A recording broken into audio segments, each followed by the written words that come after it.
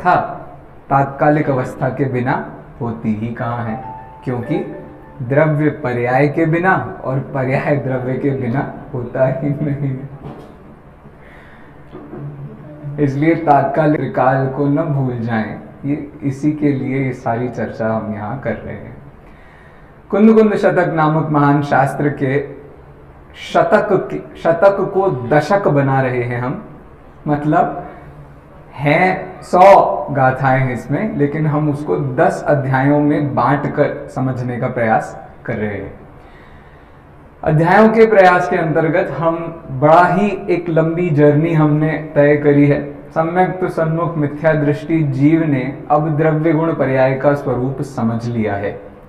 उसने ये भी समझ लिया है कि हमें द्रव्य गुण पर्याय का स्वरूप जानकर क्या फायदा हुआ। क्या फायदा हुआ द्रव्य गुण पर्याय का स्वरूप जान करके? हमें स्वाध्याय की रुचि लगी। देखो, जब तक हमें ये नहीं पता चलता कि जैसे हम हैं वैसी ही पूरी दुनिया है, या जैसी पूरी दुनिया है वैसे ही हम हैं, तब तक हम अपने पर फोकस करने का काम नहीं कर पाते। स्कूल कॉलेज में हमारे साथ इतना, मेरे साथ तो पर्सनली इतना ज़्यादा हुआ, इंजीनियरिंग करने गए, इंजीनियरिंग का ई नहीं पता है, बस दोस्त यार जा रहे हैं तो हम इंजीनियरिंग करने जा रहे हैं। फिर एमबीए करने चले गए। अब एमबीए का एम नहीं पता है, हमें ये नहीं पता है कि भाई क्या होगा वहां जाकर के, कुछ नहीं पता, चले गए एमबीए करने के लिए। एकमात्र कोर्स मैंने अपनी मर्जी से जो किया है वो शास्त्री ही किया था। कहने का आशय ये है कि जब तक आपको द्रव्य गुण पर्याय का स्वरूप नहीं समझ आता, तब तक आपको स्वाध्याय की रुचि नहीं जगती कि वास्तव में ये जो स्व है इसका ही अध्ययन करने का नाम तो मोक्ष मार्ग है। ये वहां तक पहुंचने का सामान्य सा चिंतन है। चलिए, तो हमने बच्चे को खूब पढ़ा लिखा लिया। अब बच्चा वयस्क हो गया है, मतलब जो हमारा सम्यक तो सन्मुख मिथ्या दृष्टि जीव है ना, अब वो बड़ा हो गया है। बड़ा हो गया है मतलब अब वो अपना काम करता है। हम बड़े होने के बाद क्या करते हैं? जॉब करते हैं, कोई ना कोई जॉब करेंगे या हम बिजनेस करेंगे। तो बस वो जॉब और बिजनेस कर रहा है, इसी का नाम क्या है? स्वाध्याय है। और उस बिजनेस में क्या करता है वो? एवरी डे का ट्रांजैक्शन। एवरी डे वो कोई ना कोई नई एक्टिविटी करता है, कोई नया प्रोजेक्ट लाता है, कुछ नया करता है। इसको क्या कहते हैं हम? चारित्र। तो स्वाध्याय के विषय का समापन करके फिर हम चारित्र के विषय की ओर उन्मुख होते हैं। देखिए, स्वाध्याय का विषय कहां खत्म हो रहा है? तो गाथा क्रमांक 67 पर वो पूरा हो रहा है। तो 67 नंबर की गाथा हम सबसे पहले पढ़ते हैं। तो स्वाध्याय विषय के अंतर्गत जितनी बातें दादा ने कही हैं उन सब का एक उपसंहार हो जाएगा। ठीक है, 67 नंबर की गाथा।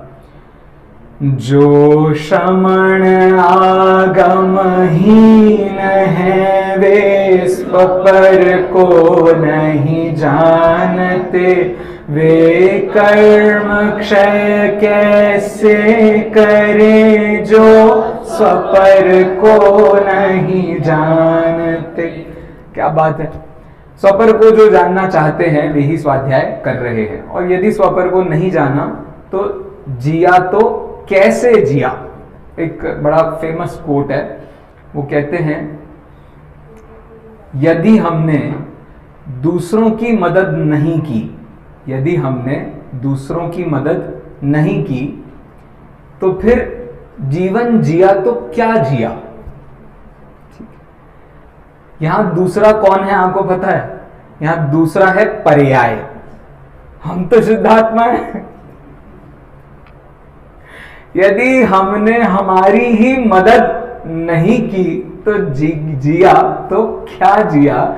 ये उस चिंतन तक ले जाने वाली सारी चर्चा चल रही है। तो यहां स्वाध्याय के संबंध में कह रहे हैं, श्रवण को क्या होना अत्यंत आवश्यक है?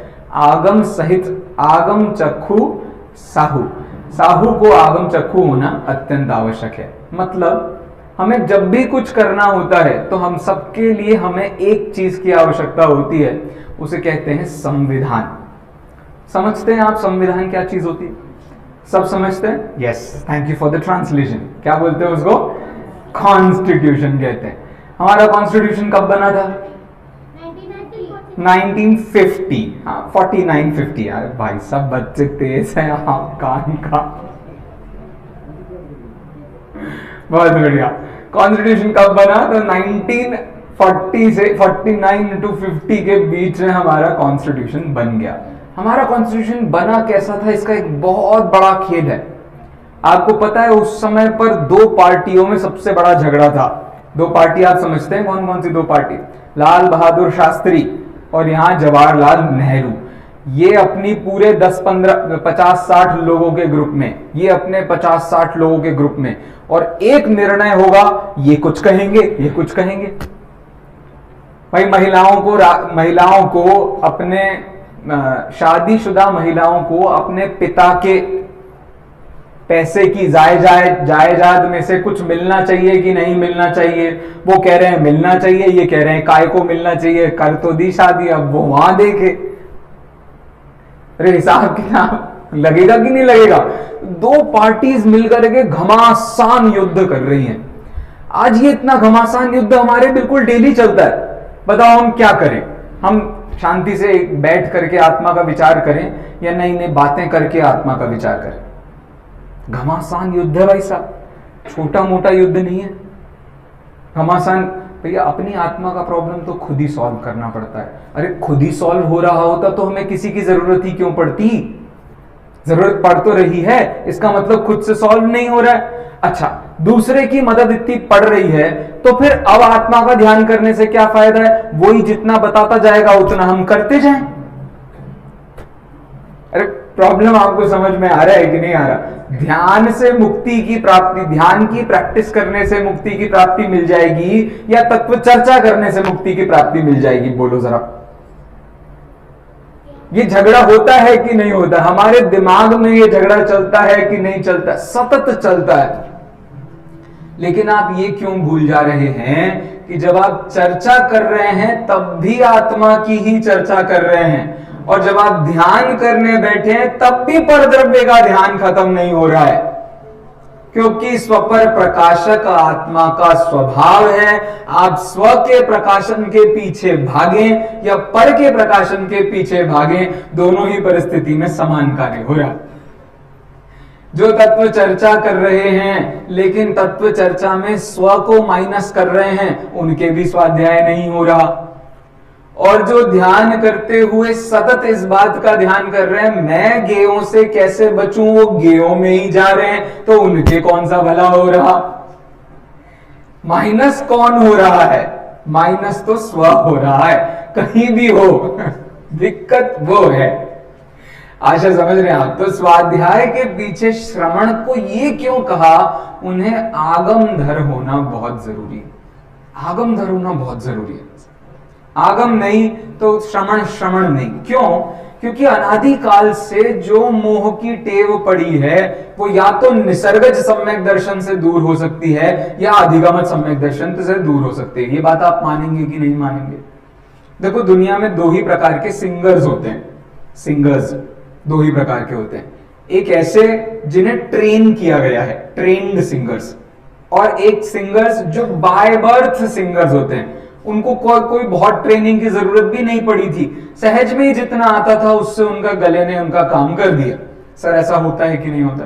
बिल्कुल ऐसा ही होता है। यही है निसर्गज और अधिगमन सम्यक दर्शन भाई साहब, कुछ नहीं है इसके बाहर। आप बताओ, आप सज्जन हो, आपकी सज्जनता के लिए आपने बाहर से कुछ किया था भाई साहब? बचपन से ही सज्जन थे ना? मैं तो नहीं था, मैं शायद आज भी नहीं हूं। हम सज्जन, हमारी जो एक सामान्य प्रकृति है वो प्रकृति है ही। अब वो प्रकृति कैसे बनी होगी? पिछले जन्म के पिछले जन्म के पिछले जन्म के कौन कौन से संस्कार जुड़ जुड़ के आज हमारी ये अवस्था हमें मिल गई है, जिसमें हमें सहज ही जिज्ञासा खड़ी होती है इतने लाखों करोड़ों की पॉपुलेशन में कि हम स्वाध्याय सुने, कि हम विचार तो करने बैठे, हम चिंतन तो करने बैठे कि हम कहां बैठे हैं, क्यों बैठे हैं, कैसे बैठे हैं। हुआ है कि कितने आश्चर्य की बात है। आप इमेजिन करके देखो, आपकी लाइफ में कितने सारे लोगों का संपर्क हुआ होगा, कौन व्यक्ति कहां बैठा है, क्या कर रहा है। एक एक स्कूल कॉलेज के फ्रेंड्स का आप हिसाब किताब लगाने बैठो तो लोगों ने क्या नहीं किया, और फिर भी आप यहां आ रहे हो बार बार, और वो भी ये सुनने के लिए कि हम मूर्ख हैं। ओ, मूर्ख है मतलब स्वभाव से हम शुद्ध हैं, लेकिन पर्याय से मूर्ख हैं कतई, और सुन रहे हैं, बड़ी खुशी से सुन रहे हैं। क्या है ये हमारी निसर्गज सम्यक्त्व सन्मुख योग्यता है, सहज में प्रकट हो गई इसे प्रकट करने के लिए। लेकिन पिछले जन्मों का कौन कौन सा पुण्य का उदय आया होगा, ये विचार अपना अपना कर लेना भाई साहब। लेकिन ये सब है कि नहीं है। अब बताओ, शेर को किसने सिखाया था कि भाई चिंगाड़ तू? शेर ने कोई एप्लीकेशन फॉर्म भरा होगा, तब जाकर के सब इलेक्शन करके हमने डिसाइड किया होगा नहीं, he should be voted as one of the greatest kings of the forest. शेर के साथ ऐसा वो सहज में बन गया ना। प्रवचन सार में गाथा, देखो मैं थोड़ा संख्या भूल रहा हूं, 215 के आसपास गाथा है। वो कहते हैं मुनिराज वास्तव में वो मुनिराज हैं जो किसी धर्म से संबंध नहीं रखते, केवल आत्मधर्म ही उनका धर्म है। जैनी मुनिराज नहीं है क्या वो? अरे जैन यदि वस्तु धर्म है तो जैनियों के मुनि भी जैन मुनि नहीं होंगे, वस्तु धर्म के मुनि होंगे। ये चिंतन का डिफरेंस देखिए आप। मैं ज्ञान स्वभावी हूं, इसे मानना कितना मुश्किल काम है, बहुत मुश्किल काम है उन लोगों के लिए जो ये समझ रहे हैं ज्ञान ही पाप है। हैं ऐसे दर्शन, आपको पता नहीं है अभी, आप लोग बड़े, हम लोग मतलब सब किस्मत वाले हैं। कितने ही दर्शन ऐसे जो समझते हैं ज्ञान से बड़ा कोई पाप नहीं है धरती पे। आज हम भी धीरे धीरे करके कहीं ना कहीं उस चिंतन पे तो नहीं जा रहे हैं, इस पर इसका विचार कर लेना। हम ध्यान कर रहे हैं ज्ञान का निषेध करके, लो बाबा समझने के लिए, मैं केवल चिंतन की बात कर रहा हूं। आपके ज्ञान के गेयों के साथ लड़ाई कब तक चलेगी ये बताओ। ज्ञान के गेय ने तो कुछ किया नहीं था, किया होता तो फिर सर्वज्ञ भगवान के तो गेयों की कोई कमी नहीं है। लोगों ने ऐसा जैनियों पर भी आक्षेप लगाया, तुम्हारे भगवान सर्वज्ञ हैं तो धरती भर की सारी नालियों की बदबू को सूंघते भी तो होंगे। तुम्हारे सर्वज्ञ हैं तो वो दुनिया भर के कहां के कैसे कैसे गंदे खाने को चखते भी तो होंगे, सर्वज्ञ है ना। क्योंकि लोगों को नहीं पता कि ज्ञान में और अनुभव में अंतर होता है। इंद्रिय ज्ञान को ही ज्ञान समझने वाले सर्वज्ञता में इंद्रिय ज्ञान घुसाते हैं, तो दिक्कत होगी कि नहीं होगी बताओ। भयभीत हैं ज्ञान से लोग, हमें थोड़ा ही ज्ञान ज्यादा हो जाए ना हमारी जिंदगी खराब हो जाएगी। भाई ज्ञान बाधा का कारण नहीं है, वरना आज दुनिया भर में इतने धर्म नहीं बन सकते थे। सोच करके देखिए आप, किसी व्यक्ति ने पहली बार ज्ञान को बाधा कहा होगा, उसके बाद दुनिया में क्या क्या परिस्थिति खड़ी हो गई होगी। ये सारे धर्म जितने दर्शन चलते हैं, वैशेषिक दर्शन है, वेदांत दर्शन है, चारवाक दर्शन है, अल्टीमेटली आप कोई भी दर्शन पकड़िए, अंततोगत्वा वो कहते हैं मुक्ति में एक चीज बिल्कुल नहीं होनी चाहिए जिसका नाम है ज्ञान। और हम क्या मान्यता में बैठे हुए भाई, ज्ञान मेरा स्वभाव है, सर्वज्ञता मेरा स्वभाव है, वो प्रकट होगा होगा और होगा, क्योंकि वो स्वभाव है भाई साहब। इस चिंतन तक पहुंचना कितनी बड़ी बात है।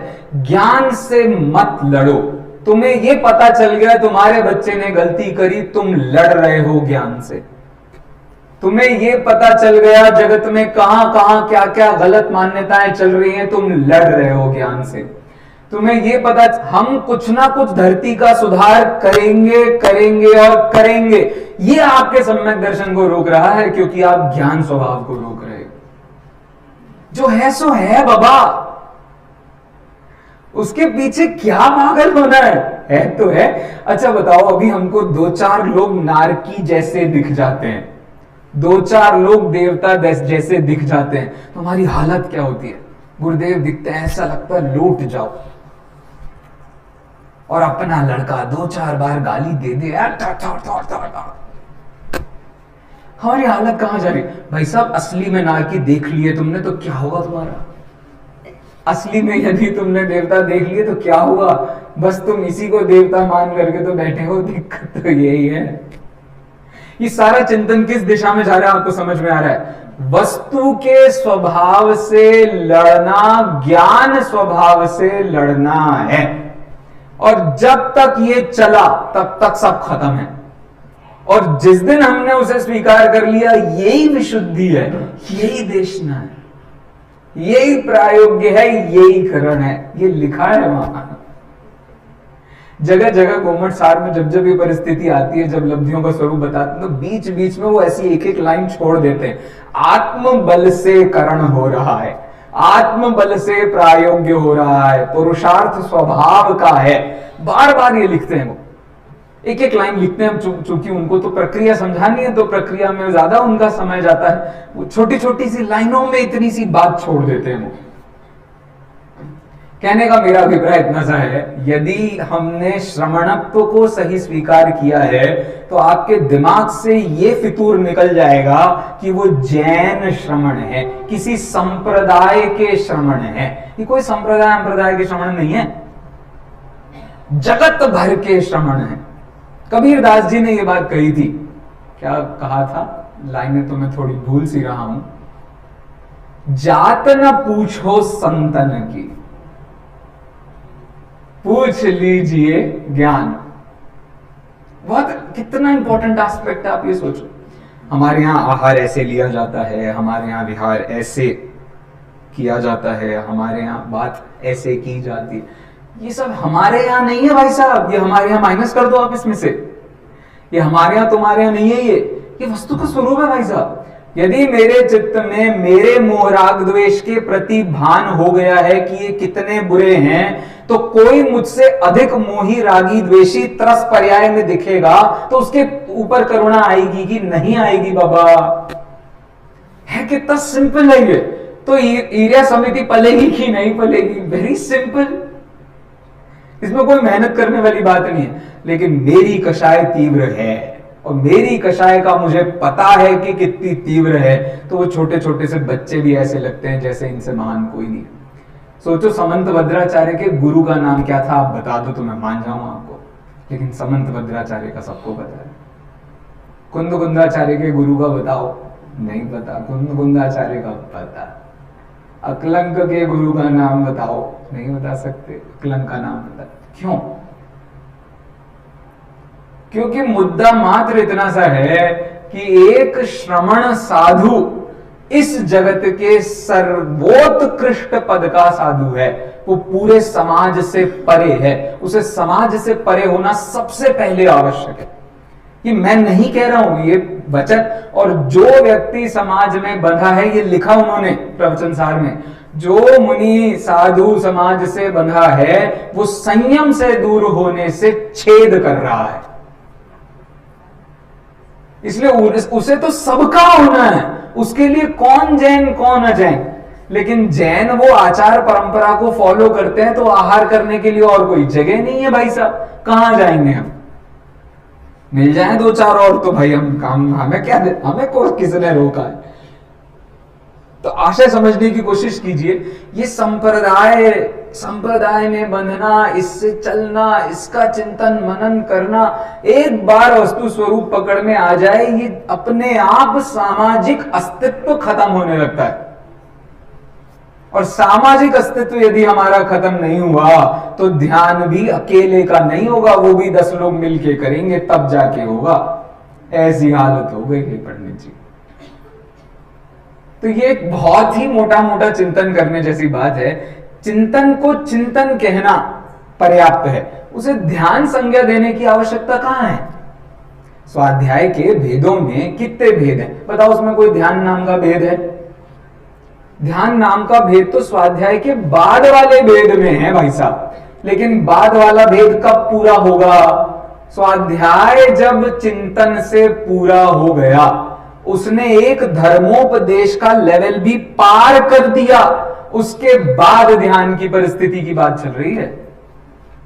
क्योंकि दो काम किए बिना, एक बार की बात थी जब मैं स्मारक जाने के विचार में था, तब मेरे चित्त में ये बात बहुत घुस गई कि अब तो जिंदगी भर प्रचार करना नहीं है। क्या काम नहीं करना है? प्रचार है। आत्मानुभूति करना जरूरी है, बाकी सब मजबूरी है, राइट? तो फिर एक काम कभी नहीं करना, प्रचार। तो प्रचार नहीं करना तो क्या है भाई? विचार विचार विचार। फिर हमने ये भी पढ़ा, वो भी पढ़ा, ये दुनिया भर का। अब तक तो प्रचार नहीं करना है, तो हमें ये समझना मुश्किल हो गया कि अब मुझे मतलब पूरा साल भर इस चिंतन में गया कि मैं सामने वाले को बताऊं तो क्या बताऊं और क्या छोड़ूं। बताने को तो लाखों बातें होती हैं, अब आप क्या क्या बताने बैठोगे? यहां बताना जरूरी नहीं है, यहां जताना जरूरी है अपने आप को कि वो भी पढ़ा रहे हैं। हम जैसे मोक्ष मार्ग में लगे हैं बोलकर, वे मोक्ष मार्ग में लगे हैं सुनकर। उनने यदि कोई क्वेश्चन पूछा है और तुम्हारे बस की नहीं है उत्तर देने की, इसका मतलब तुम्हें मोक्ष मार्ग समझ नहीं आया है। यह है धर्मोपदेश का कारण। धर्मोपदेश स्वाध्याय कैसे बन गया भाई साहब? क्योंकि 4 लोग पूछेंगे इसके बाद, पंडित जी ऐसा कैसे कहा आपने, और तुम्हारे पास जवाब नहीं हुआ तो बताओ क्या होगा तुम्हारे स्वाध्याय का। यह है स्वाध्याय का अंग, इतना बड़ा अंग बताया। और ये ये 5 ही अवस्थाएं सराग अवस्थाएं हैं। वाचना, प्रच्छना, अनुप्रेक्षा, आमना, धर्मोपदेश, ये 5 के 5 तीव्र राग के बिना नहीं होते भाई साहब।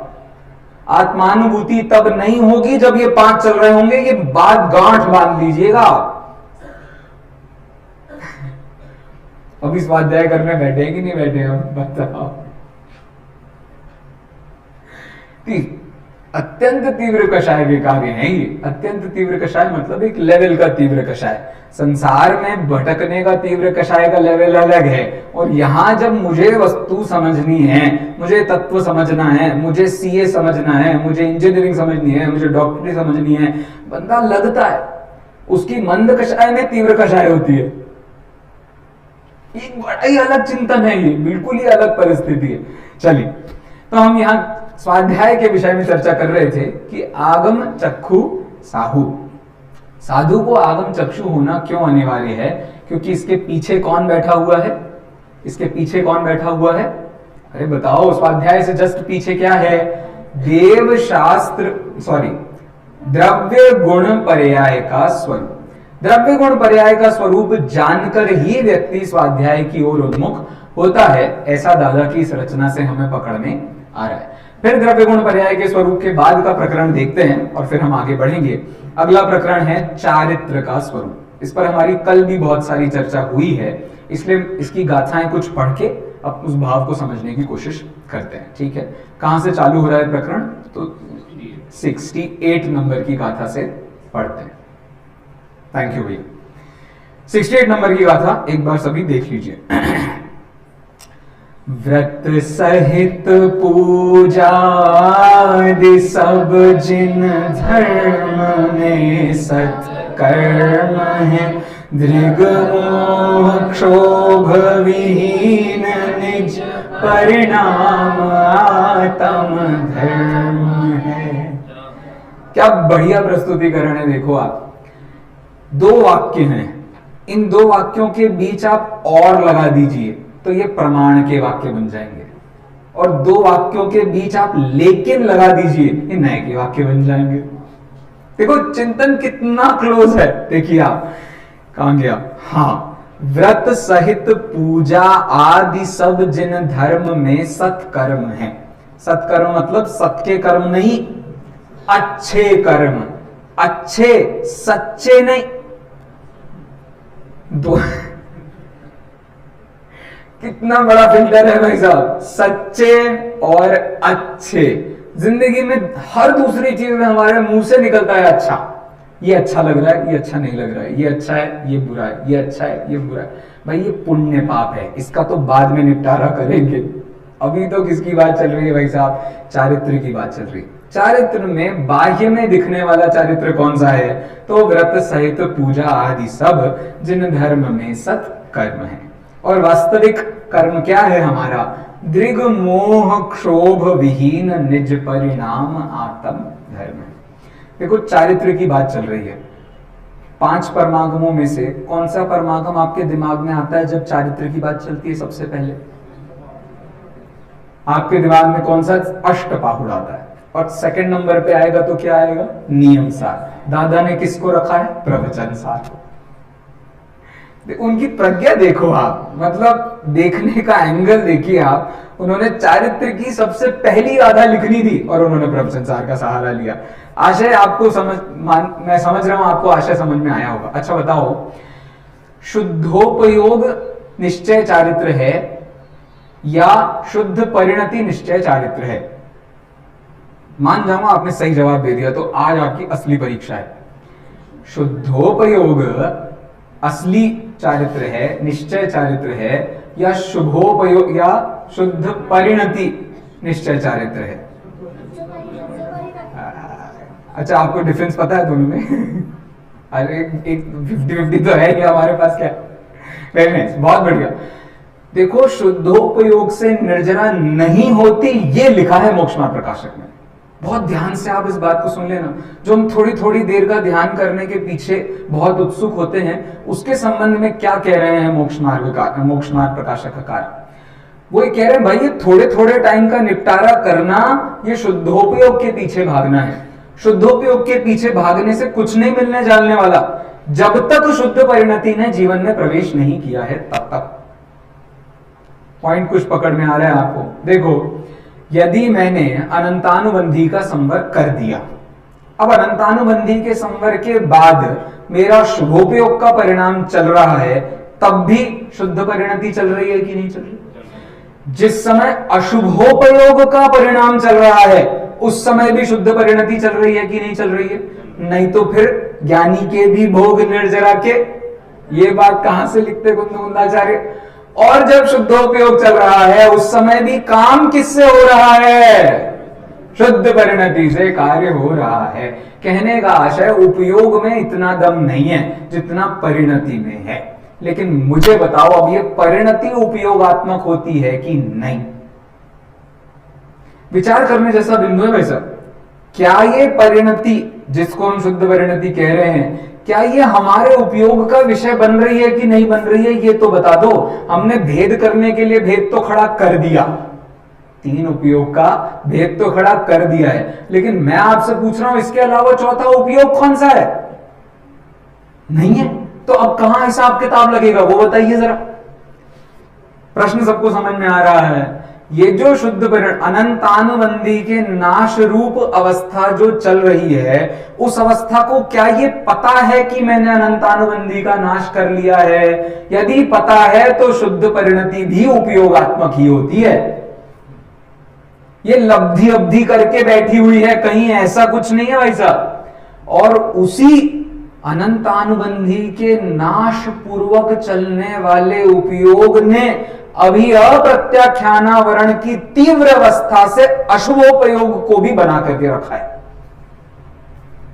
विचार करके देखिए आप। एक भरत चक्रवर्ती क्षायिक सम्यक दृष्टि, वो तलवार कैसे उठा रहा है, वो हाथ कैसे उठा रहा है, वो लड़ कैसे रहा है। चलो आपको दिक्कत थोड़े भरत चक्रवर्ती के संबंध में थोड़ा अभी मामला बहुत सारा हो गया, आप कोई दूसरा चक्रवर्ती पकड़ लेना जो क्षायिक सम्यक दृष्टि हो लेकिन लड़ नहीं रहा हो।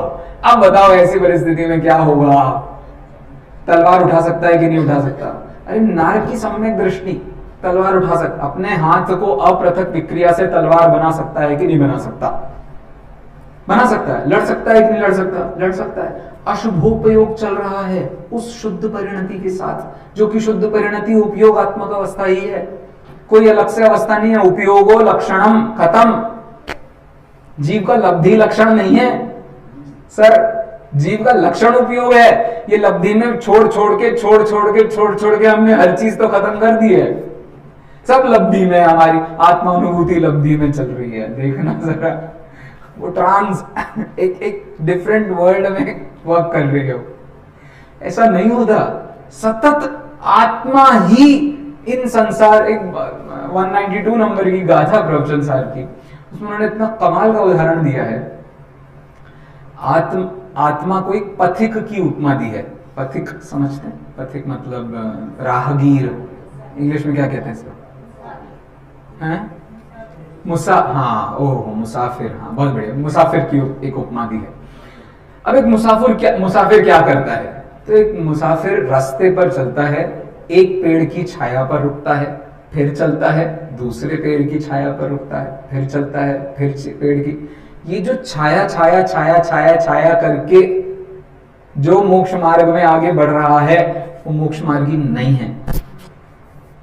क्या लिखा उन्होंने? ये छाया छाया तो अध्रुव है, तुम ध्रुव हो। इस अध्रुव ध्रुव के बीच का रिश्ता कैसे निकालोगे तुम? हम ये आपको याद होगा, इष्टोपदेश का एक प्रसंग है। इष्टोपदेश में उन्होंने क्या कहा था भाई साहब? नरक की गर्मी से तो स्वर्ग की ठंडक अच्छी।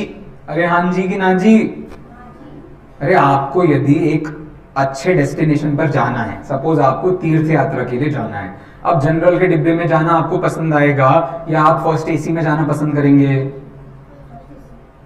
है ना? वो यही कह रहे हैं भाई साहब, ये जो आपने फर्स्ट एसी में जाने का विचार बनाया है, ये छोटी छोटी छाया है। इसके कारण आत्मा बट रहा है। बचपन में छोटे थे तो खाने पीने ने एक छाया दे दी, थोड़े और बड़े हो गए तो पढ़ाई लिखाई ने छाया दे दी, थोड़े और बड़े हो गए तो नंबरों ने छाया दे दी, थोड़े और बड़े हो गए तो आसपास के लोगों ने इज्जत की छाया। पूरा जीवन हमारा ऐसे छोटी छोटी छोटी छोटी छोटी छोटी छाया में बीत रहा है। इन छोटी छोटी छाया की अध्रुवता को छोड़कर ध्रुव स्वभाव का लक्ष्य करना ही श्रमणत्व है, ऐसा लिखा है। तो आशय बड़ा ही सिंपल सा है। क्या है इस पूरे प्रसंग का आशय? दृग मोह क्षोभ विहीन निज परिणाम ही सत आत्म धर्म है। तो वास्तविक रूप में देखा जाए तो आत्म का धर्म मोह क्षोभ से रहित जो परिणाम है वही वास्तविक चारित्र है, ऐसा यहां कहने का आशय है। तो आपको याद होगा मैंने पहला वाक्य कहा था, इन दो वाक्यों के पीछे और कह दो तो ये प्रमाण वाक्य बन जाता है। कैसे बन गया? पहले वाला हिस्सा हो गया व्यवहार, दूसरा वाला हिस्सा हो गया निश्चय, और ये दोनों में आपने और लगा दिया तो उभय। उभय मतलब क्या? अनैकांत। अनैकांत मतलब वस्तु, वस्तु मतलब प्रमाण। और बस आपने यहां एक लेकिन लगा दिया। लेकिन लगाने पर क्या होगा? पूजा व्रत सहित पूजा आदि सब होंगे सत्कर्म, लेकिन दृग मोह क्षोभ से रहित आत्मा का धर्म ही वास्तविक धर्म है। तो क्या हो गया भैया? ये नए का वाक्य बन गया। मतलब एकमात्र आत्मा की अनुभूति करना ही वास्तविक धर्म है। क्या करें फिर? आज का जो घर परिवार लोग बाग समाज सब लेके बैठे हैं हम, रख दो उसे ताक पे। जब तक ताक पे नहीं रखोगे तब तक शुद्धात्मा की अनुभूति नहीं होगी। इस चिंतन को कराने के लिए वो भेद खड़ा कर रहे हैं, और इस भेद में भी एक प्रमाण है। मतलब वो एक चिंतन की बहुत सारी धाराएं वहां चलती रहती। ठीक है, तो आशा करता हूं आपको ये विभाजन भी समझ आया होगा। बिल्कुल छोटा सा फिल्टर है ऊपर से नीचे। एक जगह कह रहे हैं मुनिराज को आगम धर होना चाहिए, और फिर नीचे ही क्या कह रहे हैं भैया? आगम आगम धर बनना अच्छे काम है, सच्चे काम नहीं है। आगमधर होना कहां काम का नहीं है भाई? आगमधर आगम के लिए नहीं, आत्मागम के लिए है। क्योंकि आगम भी श्रुत ज्ञान है, और श्रुत ज्ञान वस्तु का ज्ञान तो करा देगा, लेकिन आत्मा के ज्ञान का क्या होगा? इसलिए वहां तक ले जाने की ये पूरी प्रोसेस। ठीक है, इसी की सबसे अंतिम गाथा और एक बार पढ़ते हैं। गाथा नंबर 84। गाथा नंबर 84 एक बार मिल करके देखते हैं। बहुत बढ़िया। विरक्त शिव रमणी वरे अनुरक्त बांधे कर्म को जिन देव का उपदेश यह मत कर में अनुरक्त हो। सीधी बात है, कर्म में अनुरक्त नहीं होना है। यहाँ कर्म शब्द एक श्लेष पे प्रयोग है।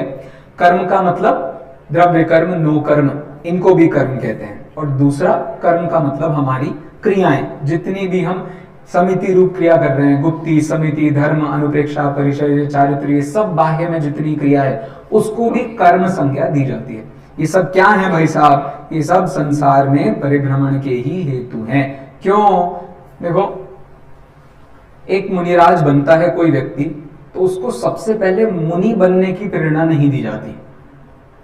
ऐसे कोई व्यक्ति समाधि लेता है ना, तो उसे सबसे पहले समाधि लेने की प्रेरणा नहीं दी जाती, उसे सीधे मोक्ष जाने की प्रेरणा दी जाती है। मुनि बने हो तुम, तो मुनि बनने के लिए थोड़ी बने हो, मुक्ति के लिए बने हो, तो सबसे पहले सामायिक कराया जाता है। और सामायिक कराने के बाद में प्रतिक्रमण, प्रत्याख्यान, आलोचना आदि पर चर्चा की जाती है। आपको पता चल रहा है क्यों? क्योंकि तुमने सामायिक धर्म प्राप्त करके सीधे मुक्ति प्राप्त कर ली, तो तुम्हें आलोचना, प्रत्याख्यान, प्रतिक्रमण की परिभाषा भी याद करने की जरूरत नहीं है। क्या बोला? मैं नहीं कह रहा हूं 201 नंबर की गाथा कह रही है ये 201, 202 नंबर की गाथा कह रही है। क्या कह रही है? जिस मुनिराज को हमने दीक्षा दी है, उस मुनिराज को सबसे पहले क्या कराओ? दीक्षा कराने के बाद, केश लोंचन कराने के बाद, सारा श्मश्रु के सर के सारे केश उतारने के बाद क्या कराना चाहिए? सामायिक धर्म देना चाहिए। सामायिक धारण कर लिया उस व्यक्ति ने, और उसी में स्थिरता प्राप्त होकर के मुक्ति हो गई। अब यदि वो नीचे उतर के आया तो हम ऐसे देखेंगे, क्यों? भगवान बनना था ना? हाँ, भगवान बनना था कि नहीं बनना था? बनना। तो काय को वापस आ गए संसार में, चले जाते सीधे मुक्ति। तब सिखाए, तब पूछेंगे, बताओ क्या हो गया था? मम्मी की याद आई थी, पापा की याद आई थी, क्या हुआ था? आलोचना, प्रतिक्रमण, कसम खाओ मेरी मम्मी कोई नहीं है, मेरा कोई पापा नहीं है, संसार में कोई मेरा नहीं है, कसम का। प्रतिक्रमण, प्रत्याख्यान, सबको त्याग दो। अब ये जितना तुम पे हो सके तो कर लो। इसके बाद भी आदिनाथ कितने समय तक थे भाई संसार में? 1000 वर्ष। डेली की आलोचना, प्रत्याख्यान, प्रतिक्रमण करना पड़ेगा कि नहीं? करना पड़ेगा। क्योंकि स्थिरता हम ही अपनी खो रहे हैं, कोई और जबरदस्ती हमारे ज्ञान का गेय बन के हमारी स्थिरता नहीं खो रहा। ज्ञान के गेय में दिक्कत नहीं है, तुम्हारे उपयोग की स्थिरता में दिक्कत है पंडित जी। और फिर भी मुनि धर्म इतना लंबा चल सकता है, इसका मतलब वो पहले से ही बता रहे हैं मुनि धर्म एक बहुत लंबी से बहुत छोटी तक अवस्था के बहुत रेंजों में भरा पड़ा है। आप केवल मुनि धर्म को ऐसा भी नहीं देख सकते भाई शुद्धोपयोगी मुनि धर्म है, और आप मुनि धर्म को ऐसा भी नहीं देख सकते कि शुभोपयोगी मुनि धर्म है। शुद्धोपयोग के लिए जितना भी शुभोपयोग हो रहा है सब मुनि धर्म के खाते में चला जाता है भाई साहब, और अलाउड है, ये जबरदस्ती नहीं है इसमें। मैं एक शब्द मेरा नहीं है, आप पूरा प्रवचन सारा चढ़ाने सूचक चूली का पलटा के देखें, आपको यही विषय मिलने वाला है। तो आशा करता हूं कि ये प्रकरण भी आपको समझ में आया होगा। एक बार हमें द्रव्य गुण पर्याय का स्वरूप समझ में आया, हमारा स्वाध्याय बढ़ा, उसके बाद क्या होगा? उसके बाद स्थिरता आना ही है। इसी का नाम क्या है? चारित्र है। चारित्र के संबंध में कहां से कहां तक गाथाएं आई? फिर बोलो बाबा। 68 से लेकर 84 तक की गाथा इस प्रकरण में आई है। और फिर चारित्र के बाद में जब व्यक्ति मुनि बन गया, उसको स्थिरता मिल गई, उसके बाद उसके अतिचार होने की संभावना है कि नहीं है? है। वो गलती से कहीं ये ना समझ ले मैं अच्छी क्रियाएं कर रहा हूं, मैं अच्छा हूं, और मेरे सामने जितने श्रावक है ना ये सब पानी भरते हैं, कुछ नहीं है इनमें दम। तो मैं कौन हूं? स्वसमय, और ये कौन है? पर समय। लेकिन इसी गलतफहमी से क्या खड़ा हो जाता है? पुण्य पाप का साम्राज्य। मैं तो पुण्यशाली जीव हूं और धरती भर के सारे पापी हैं। ये पुण्य पाप का स्वरूप इसके बाद समझाने के लिए दादा ने अगला प्रकरण लिखा है। देखो वो उसके और दर्शन करा देता हूं मैं, ताकि हमारा विषय पूरा हो जाएगा। आइए गाथा नंबर 85। परमार्थ से हैं बाह्य वे जो मोक्ष मग नहीं जानते, अज्ञान से भव गमन कारण पुण्य को है। लगे बहुत अच्छे काम में थे, लेकिन कहीं ना कुछ मोह आ गया बीच में और व्यक्ति पुण्य पाप के हिसाब में अटक गया। ये करो तो पुण्य, ये करो सो पाप, ये करो सो बढ़िया, ये ना करो सो। तो ऐसा जो हिसाब किताब पुण्य पाप के संबंध में, इसलिए बहुत बार बार आपको 80% साहित्य ऐसा ही मिलेगा, जैन साहित्य भी, वीतराग साहित्य भी, ऐसा साहित्य मिलेगा कि जहां वो ये कह रहे हैं, क्या कह रहे हैं कि पुण्य पूर्वक शुद्धोपयोग होता है। तुमने बताओ केश लुंचन किया कि नहीं किया? किया। उसके बाद सामायिक किया ना, तो अपने आप निश्चय चारित्र हो गया ना, इसका मतलब शुभ के बाद शुद्ध हो गया कि नहीं हो गया? आपको इतना साहित्य इस बात से भरा पड़ा मिलेगा, लेकिन यहां क्या बता रहे हैं, ये पुण्य पाप ही तुम्हारी स्थिरता का सबसे बड़ा बाधक है। क्योंकि तुमने यदि एक सेकंड को सोच लिया मैं अभी जिस पर्याय में हूं ठीक हूं, तो सब खत्म, फिर तुम्हारी प्रोग्रेस बिल्कुल जीरो है, फिर कुछ नहीं होने जाने वाला है। पर्याय, मैं कपड़े उतारने की बात नहीं कर रहा हूं, मैं आत्म स्थिरता की बात कर रहा हूं। देखो, मुनि बनने को यथाजात मुद्रा कहने का एक बहुत बड़ा कारण है। जहां जहां तुम्हारे आत्मा के प्रदेश हैं उतनी अवस्था को रखो, इसके अलावा बाकी सब छोड़ दो। यहां आत्मा के प्रदेश है, इसे रखे रहो मुनि अवस्था में। यहां आत्मा के प्रदेश है, रखे रहो। यहां आत्मा के प्रदेश है और रखे रहो। यहां आत्मा के प्रदेश है, नहीं और भी बहुत जगह नहीं है, नाखून में और भी शरीर में बहुत जगह। एक मोटा मोटा आइडिया दे रहा हूं मैं आपको। बाकी बाल उतने बढ़ते नहीं है, शरीर के बाकी जितनी जगह के बाल होते हैं वो उतने नहीं बढ़ते, वो एक लिमिट में ही बढ़ते हैं। ये बहुत बढ़ते हैं और ये बहुत बढ़ते हैं। इस चक्कर में इनकी सफाई का बहुत खेल होता है, बहुत ज्यादा खेल होता है। इसलिए निकालना है तो क्या उपाय भाई सब? सीधे, और कहीं जुए नहीं होंगे आपके शरीर में, और जहां जहां बाल है यहां होंगे। बहुत गहरा विज्ञान है इसके पीछे। ये योनि स्थान बन जाता है। योनि स्थान समझते हैं आप? तत्वार सूत्र दूसरा अध्याय जितनों ने पढ़ा है उन्हें पता है योनि स्थान क्या चीज होती है। ये योनि स्थान बन जाते हैं और फिर कहां कहां के जीवों की वहां उत्पत्ति होती है आपको नहीं पता चलता। तो इस चक्कर में इन सबसे निपटारा कराना है। तो क्या छोड़ दिया मुनि ने? शरीर मात्र ही साधन छोड़ दिया है, क्योंकि शरीर शरीर नहीं है, आत्मा के प्रदेशों का घर है। बाकी सब छोड़ दो। आंखों का संस्कार छोड़ दिया, चंदन छोड़ दिया, तिलक छोड़ दिया, कपड़े छोड़ दिए, सब छोड़ दिया। घड़ी क्या बचा है उनके पास? मात्र ये जहां जहां आत्मा के प्रदेश वहां वहां स्थित कर्म पुद्गल परमाणु से औदारिक शरीर, खत्म। इसका नाम मुनि दशा। कितना सुंदर चिंतन देखो आप। चलिए विषय को पूरा करता हूं मैं। पुण्य पाप के संबंध में जो अंतिम उन्होंने गाथा दी है वो एक बार देखते हैं। गाथा नंबर 91। शुभ अशुभ रचना वचन वारागादि भाव निवारिके, जो करे आत्म ध्यान नर उनके नियम से। क्या अंतिम गाथा किस कहां की उठाई है उन्होंने? अब पुण्य पाप की समानता बताने के लिए अंतिम गाथा उन्होंने नियम सार से उठाई है। देखो, पुण्य पाप का बार बार हमारे चिंतन होता है तो समय सार याद आ ही जाता है, कदाचित योग सार भी याद आ जाता है, कदाचित कहीं कहीं हमें प्रवचन सार भी याद आ जाता है। दादा ने क्या उठाया? मतलब आप उनकी प्रज्ञा अनमैच्ड, अनबीटेबल है। आप वहां तक पहुंच गए, मतलब आपने बहुत बड़ी जंग जीती है, बहुत ही बड़ी जंग जीती। और फिर इसके बाद में वे किसका स्वरूप बता रहे हैं? तो अंत में वो जिन मार्ग किसे कहते हैं उसका स्वरूप बताते हैं। बस उसकी पहली और अंतिम गाथा पढ़ के समाप्त करते हैं। पढ़िए।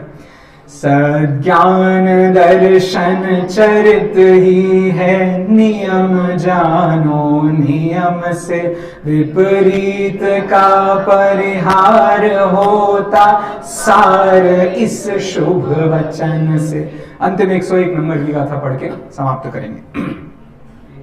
है ज्ञान दर्शन शुद्धता, निज शुद्धता श्रावण्य है, हो शुद्ध को निर्वाण शत शत बार उनको नमन है, शत बार उनको नमन है। जिन मार्ग और जिन मार्ग के साधक, इन सब को नमन करते हुए इस रचना को पूरा किया है हमने। हम सभी इस मार्ग पर सदा सदा के लिए स्थापित हो जाएं, इसी मंगल भावना से विराम लेते हैं।